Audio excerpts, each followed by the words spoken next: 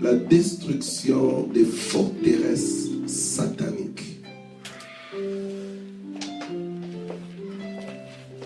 Matthieu chapitre 12, verset 43. Lorsque l'esprit impur est sorti d'un homme, il va par des lieux arides cherchant du repos. Il n'en trouve point. Alors il dit, verset 44, je retournerai dans ma maison, et il appelle cela ma maison, d'où je suis sorti.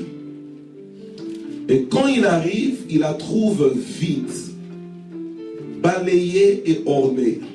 45, il s'en va, il prend avec lui 7 autres esprits plus méchants que lui. Ils entrent dans la maison, ils s'y établissent, et la dernière condition de cet homme est pire que la première.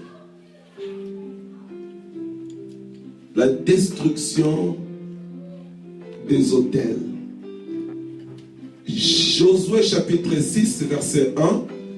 Jéricho était fermé et barricadé devant les enfants d'Israël. Personne ne sortait et personne n'entrait. C'est-à-dire, personne n'avait le droit d'entrer. Personne n'avait le droit de sortir.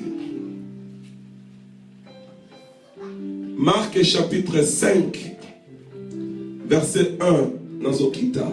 Ils arrivèrent à l'autre bord de la mer dans le pays des Gadaréniens. Aussitôt que Jésus fut sorti de la barque, il vint au-devant de lui un homme sortant des sépulcres et possédé d'un esprit impur. Verset 3, Marc chapitre 5.